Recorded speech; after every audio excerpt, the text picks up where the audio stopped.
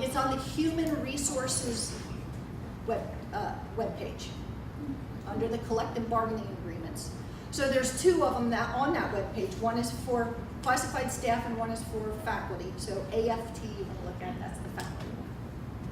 I'm sorry, AFT? AFT or faculty, look for faculty. And so it's Article 20. And it's on the Human Resources webpage.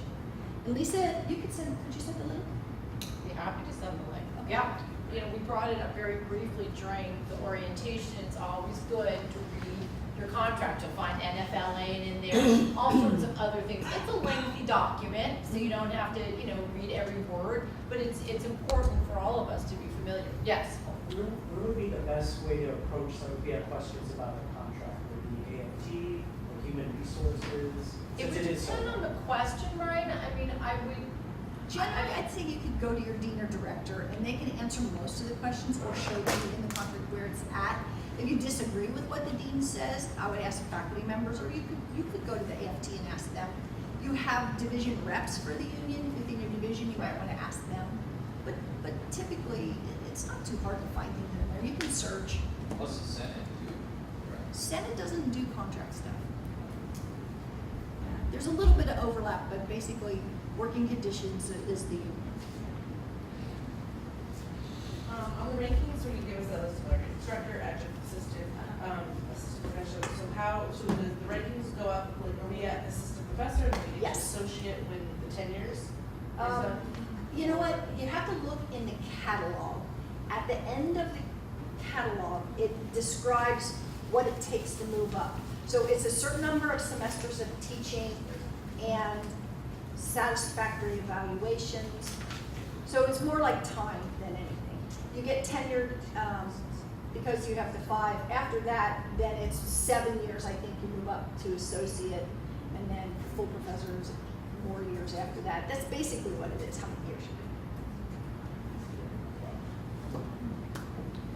do. It does not correlate to any more pay. But there's a pay. But the pay scale is in the contract, and the pay scale is dependent upon your degree.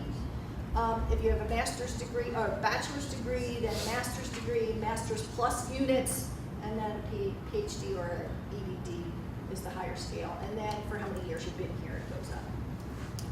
Well, for instructors that switch campuses, they go teach here 5 years and then come here. Do they, that ranking starts all over again? Starts all over again. If you were tenured someplace else and you left and came here, it starts all over Oh, again. okay. Jean, the question we had last year, one of them was, what if I was an adjunct here and I've been evaluated as an adjunct? Does that count towards my tenure? No. The only thing that might count is if this year you are a full-time temp and then next year you got hired full-time. So that may count and may not. It depends on what was in the original agreement, but it's not automatic that, right? So basically you're hired as probationary, you'll start at semester 1. Anybody who was hired is not here. One was hired in spring. The rest of you were all hired in fall. That's when the evaluation process starts. So if you were hired in spring, your tenure track would start till the following fall. Tenure track starts at fall. Because to have it count for tenure, to have it count for retirement, you have to teach 75% of a year. So if you started in February, that's only 50%. So think about that if you're taking leave of absence, which affects your service credit. Now this is a retirement thing, not a tenure thing. If you take off more than 25% of a year, then that year can't count for a year of service credit. So sometimes that can add up in bits and pieces too. It doesn't have to all be at one chunk. So taking off days here and there that are not approved, you'll say, oh, I just won't get paid. I'm going to go to the beach because I'm sick of this place. And your boss finds out and they say, I'm docking your pay. That affects your service credit. Mostly that happens when people don't want to come to flex days. Lisa's And you'll all be there for spring PD day, I know. Of course you will. So you said we don't be evaluated 5 times? Yes. So is like each time the format and the contents and everything evaluated is going to be same criteria or the It's the same criteria, and it's the criteria for evaluation. Okay, it's not like a university where you have to do this much service and this much teaching and this much research, all right? Take a look at the evaluation forms, which are in the contract, or ask Virginia for a copy of those forms. That's what you're gonna be evaluated on. Do you keep your office hours? Because that's the only time the students can find you. So if the dean's walking around and you're not in your office when it says you're supposed to be, not that they do this on purpose unless they think you're not there. But I'm not going to go ask people a question, oh, there's our office hours, I need to ask this person this, and they're not there. You're violating, well, actually, you're being paid to be there, right? So you're abandoning your position. So do you keep your office hours? Do you participate in division and department meetings? That doesn't mean you have to be, Johnny, I'll do it, but you have to be at the meetings. And when you are asked to do something, you have to do it. You should volunteer for something. It doesn't have to be everything. Are you on committees? Now, the contract's really vague on committees. It says you have to do committee work. Measure yourself. Find some kind of committee. It can be with your division, in your department, across campus, but some way that you're being involved. And then you're teaching. That's the main thing you're going to be judged on. And that's why there's 2 faculty members, and they're really going to be looking. If this is what the course outline of record, and if you don't have that for the class you're teaching, you better get it. The course outline of record is what we use to prove what we're teaching to our students, so that when they go to USC or CSU or UCs, it's articulated. And yes, for accounting 1A and 1B, CSU and Cal State take it because we said what's in there, right? So are you teaching what's in the contract, or are you going off half-cocked and doing something else that you like? And is it to the level that they need? So this is where talking to your colleagues is important. Find out what the standards are. Ask people in your department, here's what I'm thinking about putting on the exam. Is this too easy? Is this too hard? Is it just right? You know, it's kind of like the porridge thing. Gauge what the level should be. Yeah. So those are the kinds of things they'll be evaluating you on. Mostly, and sometimes people can get sticklers. Physics, you better be doing it right? Don't tell the students things that are incorrect. So I evaluated, so I taught chemistry. I evaluated someone one time who kept saying, and the chlorine ion. No, there's no such thing as a chlorine ion, okay? There's a chloride ion. It's one letter in the word, but it means it means something different. So those are picky details, but it confuses students. So those are the kinds of things they're looking at. Does that help? Ask a quick question, and this may be something we'll address in the NFLA, but I was interested in maybe getting a master's or adding other courses or other types of coursework. I'm having a hard time finding anything that would affect my pay scale, right? So I don't know where to get that information. Ask HR. Right. HR. Human resources. If you are taking work that leads to a master's in a related field, so you're in English, right? Yes. So there's all kinds of English masters that might, you already have a master's degree. Yeah. So it'll put you so many units above. If you are teaching English and you decide you're going to go get a master's degree in history, I'm not sure if they will count. See? So if it's a vastly different field, it may not count. So check HR before you pay a lot of money. If you're expecting it to help you on the pay scale, check with HR. They are the ones that approve that. One thing you should be careful of, a lot of companies now that would do things by contract, and they're contracting with the university for, I'll use something like classroom management, or things that you're not getting a degree for, they're through an extension. Those are the ones where we have some disagreements. Sometimes people really believe that this is promoting them professionally, but HR is not so sure. Right? So they're the end all. The Vice President of Academic Human Resources has that kind of say. If you already have a PhD or an EDD, you're at the top of the scale. You can take whatever you want. It doesn't advance you.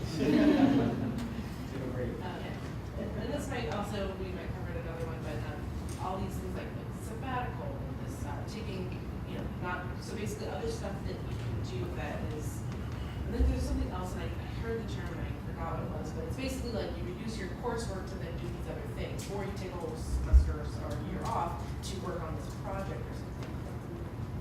What's that? Okay, sabbaticals are in the contract.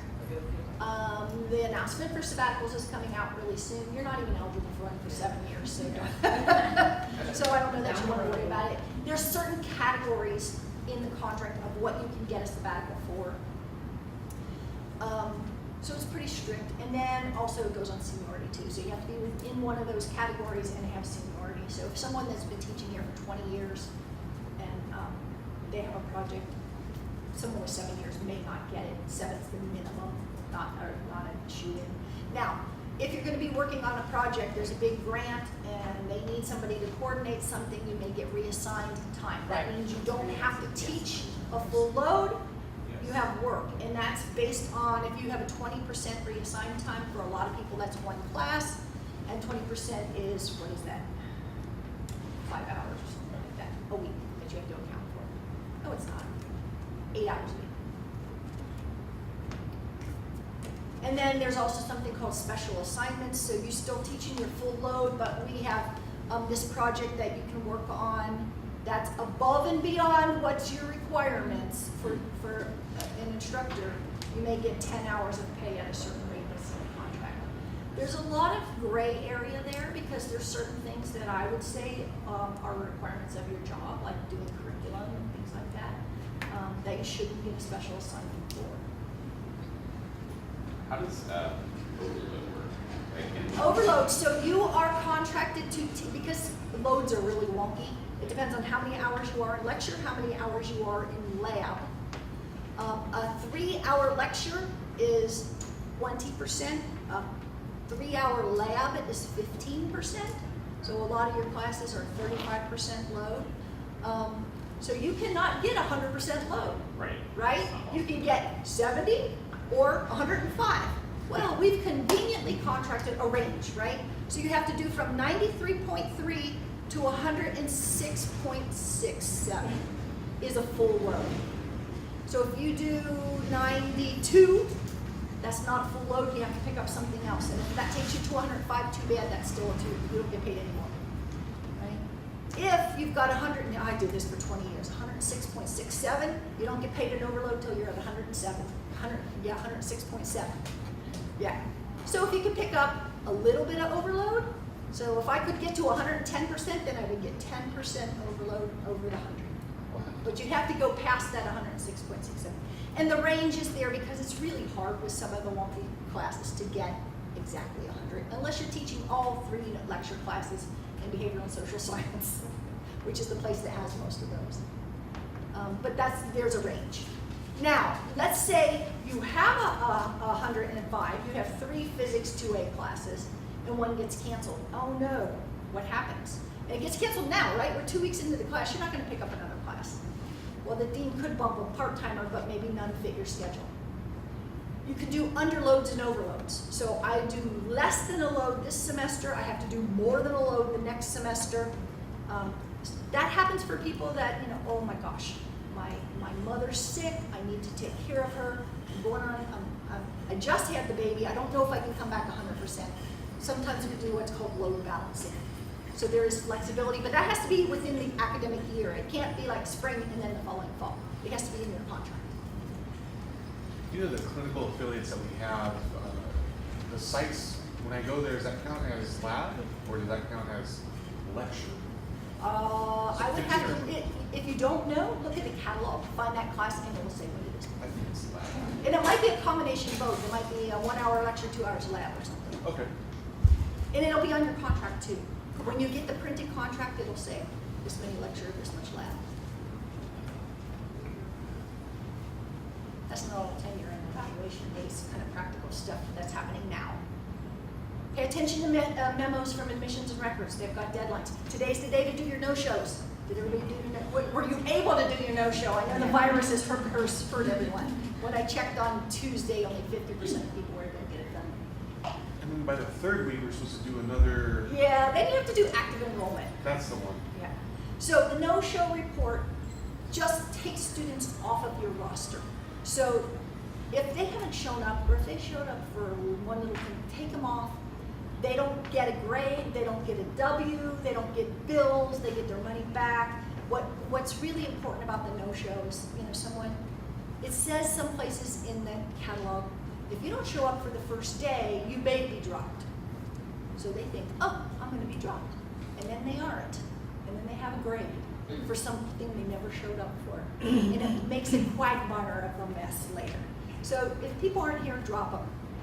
If they come back, you can reinstate them if you want to, right? Reinstate is way easier than dealing with someone that got an F and they never showed up in your class, ever. So do the no-show. Then the active enrollment is something you can do over and over again until the drop date. So as soon as people quit attending, and that's really the only reason you can drop them, is because they're no longer participating in class, then just drop them so they get a W instead of an F. F ruins your GPA. You're doing the service to the student, is that, okay, Sometimes. sometimes. Well, if they're not attending the class, do not keep them in the class. Counsel, don't worry about whether you're doing it as a benefit for the student. From a counseling perspective, there are circumstances where it's better to get a fail rather than a W. Then go to class. Correct. That's So all don't I'm think of saying. it as like helping. Yeah. And you know what? Don't not drop them because you're going to teach them a lesson. They get contradictory information. They're new to school. Don't lock the door because you're going to teach them to be on time. It doesn't. It just teaches them that you're a word that I shouldn't say. Right? It really doesn't teach them a lesson. Right? You don't know what their circumstances are. That they had to take 2 buses and it was late. Whatever.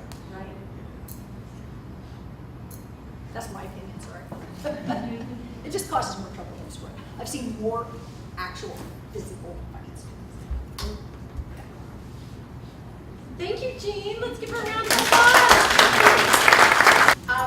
With regard to the contract, when I came to El Camino, HR was distributing a hard copy of the collective bargaining agreement to each new faculty member. So I am surmising you don't have a hard copy of the contract. Is that correct? Okay. So I'm going to go ahead and send you the link. It's a lengthy document. You may or may not want to print the whole thing out, but you can certainly reference it. I would familiarize yourself with some key sections. Compensation and benefits, clearly the evaluation piece, a lot of the things that Jean explained, like reassigned time, special assignments, what was the other one she mentioned? Overload, all those kinds of things are explained. And as she said, usually your questions can be answered by your division or department dean or HR.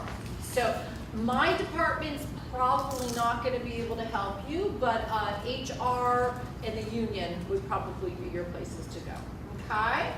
Do we have any general questions about anything before Ryan and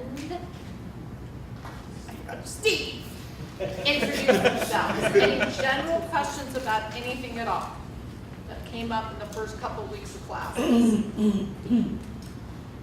Yes, Eric. Benefits of tenure tracker, after we're tenured, I've heard, you can't be fired or whatever that is. I don't know how true that is, but of course I'm not gonna do something extraordinary to get myself fired, but what are some other benefits of just being tenured? Gosh, well, I was faculty at Harvard. I'm not faculty here, so I'm not quite as clear on that. I mean, you move up the salary scale as you're accruing years of service. I think the union protection is stronger when you're tenured, but it's not as if you're never going to be evaluated again. You're just evaluated less frequently. And the great thing I think about community college is that throughout your career, your performance is based on your teaching, right? I will say, we have a lot of faculty members who publish. So if that is an interest of yours, research and publishing, it is an interest of mine, and we have amazing faculty who do amazing things. I'm trying to, I don't know if I have a good answer for that. Bragging rights. certainly bragging rights, because after all those evaluations, quite frankly, it's a lot of work. And so it's really just been in the last couple of years that El Camino has really started to honor achieving tenure in a more formal way. We have a special reception that happens on Spring PD Day. It was in this room last year. Your name is announced and everyone claps for you on fall and spring PD Day. So there's certainly that professional recognition.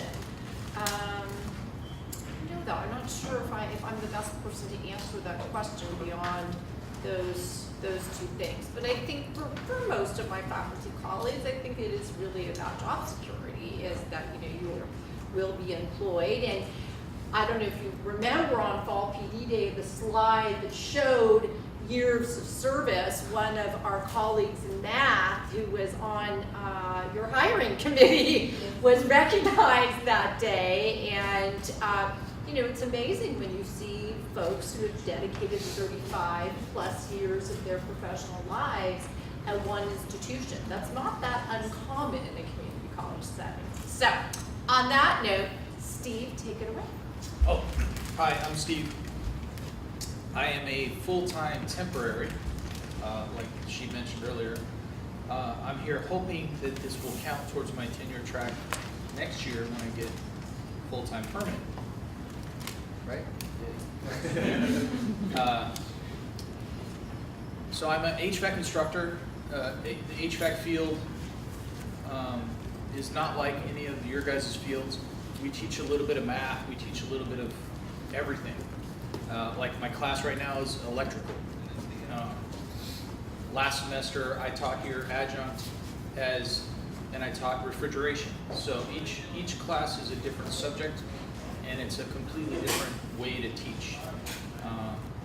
Where I came from, 22 years in the Navy. I retired in the Navy and started working for the Federal Bureau of Prisons. I was a mechanic in the Navy and taught in the Navy. Joined the Federal Bureau of Prisons and started teaching inmates. I built a curriculum very similar to what we have here at El Camino in Victorville at a federal prison. And I had never worked in a college at all, didn't know what I needed to teach at a college. So I used my GI Bill to get my master's. Not knowing that I could have taught all the time. Because in community college, in my field, you only needed an associate's degree and experience. So while I was teaching at the federal prison, had my master's degree, thought, maybe I'll try part-time teaching in the college, see what that's like. Got picked up right away. Not a lot of HVAC instructors with a master's degree, so had a really blessed opportunity to get offered the full-time position here temporary. Left a 15-year career with the federal prison. I was 5 years to retirement. Came here, I'm gonna do whatever I need to do to get full-time permanent and then continue on with this. Teaching for me is better than being on the roof. So if you guys have ever had to call an air conditioning guy, you know that job is really kind of a young man's job. So I'm getting up there. I need to be in the classroom. My passion, as far as passion goes, I coach an all-women's shooting team on the weekends. So I leave here, I go out to where I live, which is, there's like a wall, San Bernardino County. You know, it's the free state of California. And I have about 70 different women that I teach, you know, each weekend, and we have a shooting team. So, and we compete quite frequently. And that's it. Fantastic, thank you. Last but not least, Ryan. Try and make it as quick as possible, but as many of my students say, I talk too much, but that's right. Right, it just can't happen. I'm actually, I was also a first generation college student. My family really came from more like service industries. My dad was in construction, a lot of military, that type of thing. And so, backing up, sorry. Administration of Justice is my name's Ryan Anthony. So when I was graduating from high school, I really wanted to be a police officer. That was my dream. I wanted to go into law enforcement. I had some, family and friends of family that kind of encouraged it, and that was kind of what our family did. Everybody, they went into the more blue collar jobs, and nobody really thought about education. And my mom told me, she goes, "I'm fine with you being a police officer, but you got to go to college." So I okay, I'm gonna go to college. I got a couple years anyways, because there's a little bit of time period there. So I went to the local community college for me, which was College of the Canyons, and in the end, I actually worked for one of my instructors, so it was kind of a neat experience. But went there, really enjoyed my time while I was there, and then I started looking into other options. I had met my college requirements, but I wasn't really done. So I transferred to UC Irvine, where I majored in criminology, law, and society, and that really gave me a different view of how law enforcement, kind of how the criminal world works, because it was very theory-based. So you were seeing why is crime occurring, what can we do as a society to kind of further that, and that was always in the back of my mind as I continued. I still had the same goal. I still wanted to be a police officer, so I started working as a police officer. And in San Fernando, which is probably one of the smallest cities in LA County, completely surrounded by the city of Los Angeles. And once I got there, it was actually a city that I had a lot of history in. My grandparents went to San Fernando High School. My parents went there, so it was kind of a special place for me because these were people that had the same kind of background as me in a lot of ways. And I had a really great time. Worked as a gang officer, did gang interventions, worked juveniles. That kind of became my passion, was working with kids, especially trying to get them out of the life that they were in. And I use myself as an example. I was somebody who had never been to college, never really had that desire to do education. We talked about it. After I was there for a few years, I left to go to the Beverly Hills Police Department because at the time my wife was like, "You really need to get out of the gang unit because it's not, the best place to, have a long life." Yeah, you kind of bring home things, and we had a couple encounters where we were out, went to dinner, and I got, recognized and, was bringing attention to, the family. So I left, I went to Beverly Hills Police Department. Once again, like I say, I talk too much. And when I got there, they realized I talked too much. And it was actually a good thing. It helped me kind of transition. I worked patrol, and I ended up working out of the crisis negotiation team. So basically, we were the people that, talked people down that were suicidal. If there was hostage situations, we would be brought in to talk to the suspects and those types of things. So my talking ability actually really helped, and I was very personable, and people would tell me all kinds of crazy stuff. So I guess that was a good spot for me. Unfortunately, I got injured in the line of duty. It was serious enough where I had to eventually be medically retired. And after in the process of retiring, a colleague of mine called me up and he said, "Hey, how about teaching?" And I'm like, I've taught police officers, I've done that kind of thing. He's like, no, I don't want you teaching at an academy, I want you to come teach at my college. And so I said, well, I might as well try it, right? You never know until you do it. I taught my first class, it was a night class, and I was teaching criminal law. And my expectation when I first went in there was, these are a whole bunch of people that want to be police officers. They're like-minded, and they're all going to be like, I'm dedicated, I want to go, and this is what I want to do, right? And so I thought I was going to be this big cheerleader.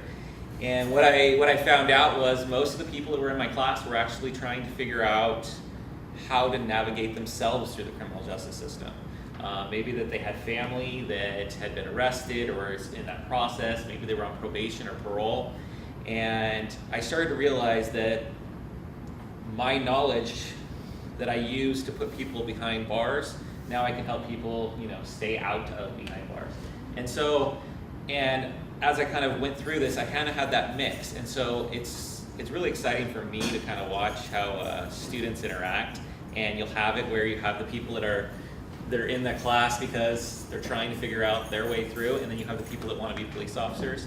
And so I kind of use that as my opportunity to bring them together and kind of show how we can, coexist. So that's kind of my journey. I ended up here at El Camino.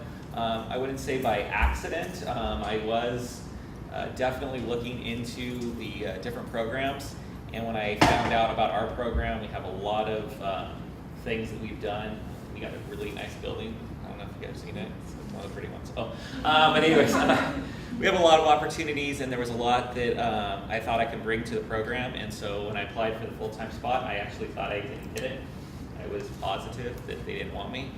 And then all of a sudden they kept calling, and they're like, "Oh, you come back for the second interview?" And I'm like, "Okay." And I actually thought they were wrong, and I was like, making sure they were just said the right name.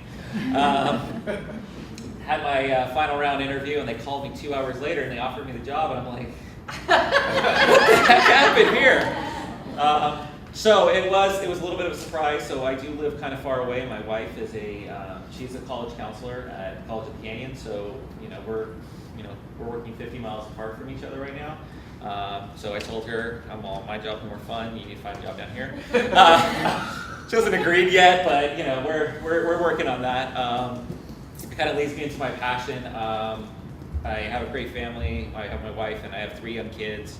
So I like to spend as much time as possible with them, and it's kind of a cool schedule to have where you're only working 4 days a week. So we go to Disney way too often, so we kind of pack up on Fridays. Well, we're here today, that's all right. Kind of pack up and do those types of things. That's me really quick.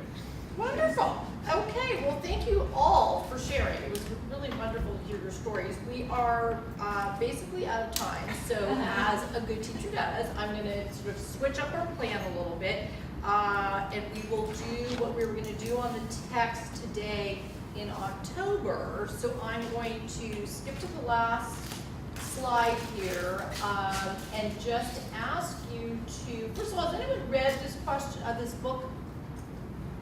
You mean before today? Yeah. Yeah.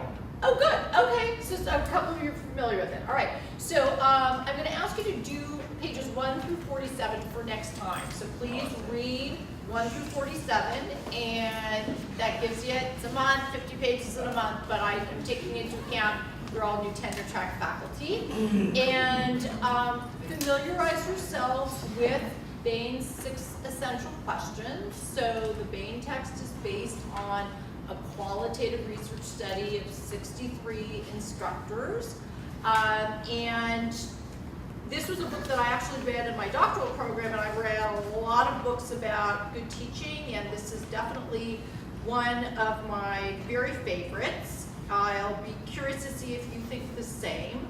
And we'll reflect on what Bain found through his study within the context of what you think is true for teaching and counseling yourself. And the ideas that we're generating and sharing are not meant to be exhaustive, rather they're meant to be dynamic and collective, because that is the nature of teaching, right? So on that note, I'm going to wish you a great month, a wonderful weekend. I will be sending you the link to the collective bargaining agreement. If you think of questions that come to your mind after today's session and before we meet next month, I'm available for you. Please feel free to email, call, or come by the department. Okay? Have a great weekend, and thank you so much. Thank you. Done with session 1! Yay! Bring the same materials next time, right? Yes, yeah, we didn't talk about the orientation folder. Let me just say very briefly, there are two things in there. One is on library learning resources. One's on the copy center. Library folks will be coming If you have questions about Coffee Center, because that's what some of our tenured faculty said they found that confusing. And one is from Janie Ishikawa's office, staff and student diversity. She'll probably be coming back for another session as well. So no need to bring the orientation folder next time. Please bring your NFLA folder and